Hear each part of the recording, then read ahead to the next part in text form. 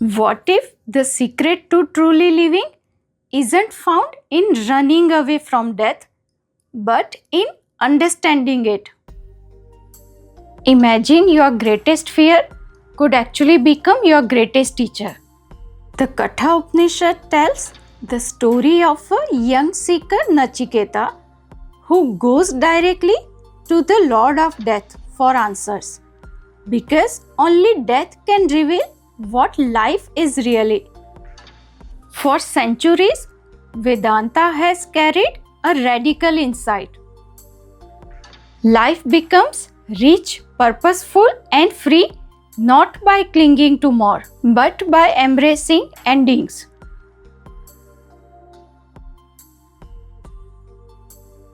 We usually think of death as the opposite of life. But Vedanta says death is not opposite of life, it is opposite of birth. Life itself has no opposite. Look at nature. A leaf falls, but the tree continues. A wave crashes, but the ocean remains.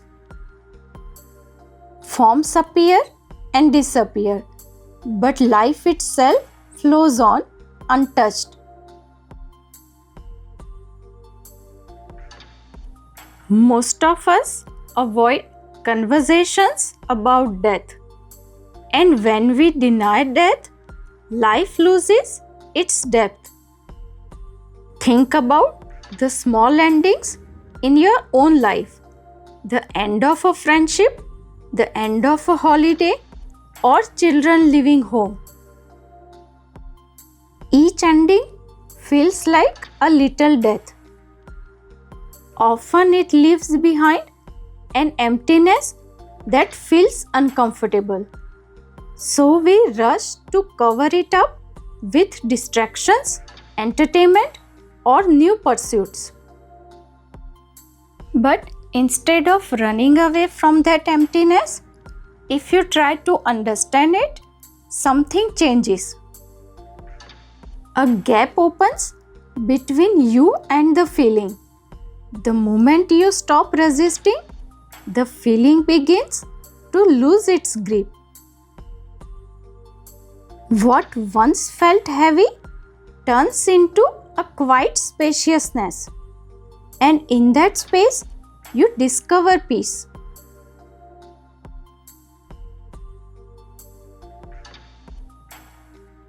Why do we fear death so much?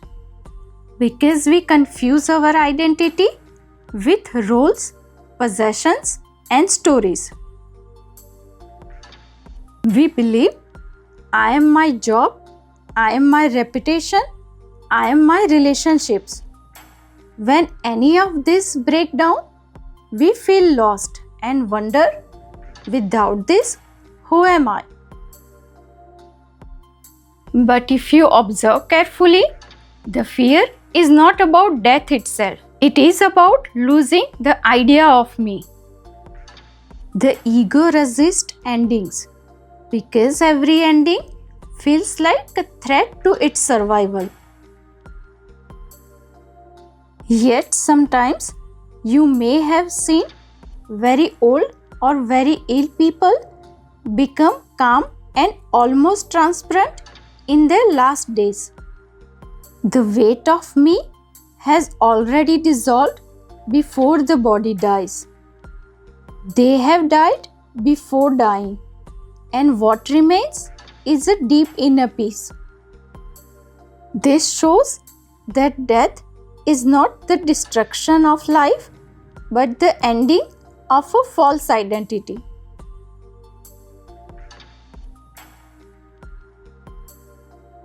Consider this. If everything were always moving, how would you notice movement? You can see motion only because something else is still. In the same way, change can only be recognized because there is something within you that does not change. When you recognize this unchanging awareness, you see that being is not affected by beginnings and endings of form.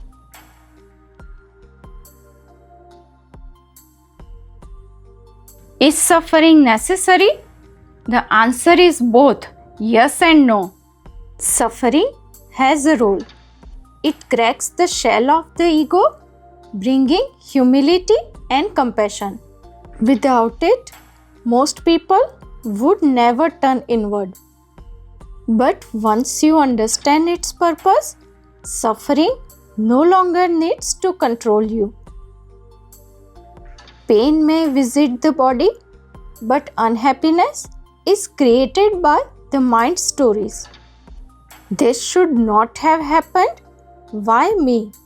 The moment you see clearly that it is your thoughts creating the unhappiness, a shift happens. A space opens up between you and the thought, and in that space, you are free. Vedanta's radical insight is simple. To truly live, you must learn to die before you die. Accept endings, face your fears, and discover the unchanging awareness within you. When you stop resisting death, every moment of life becomes luminous, complete, and free. If you would like to go deeper into these teachings, join the Vedanta Book Club. Together, we explore these truths in detail and learn how to apply them in daily life.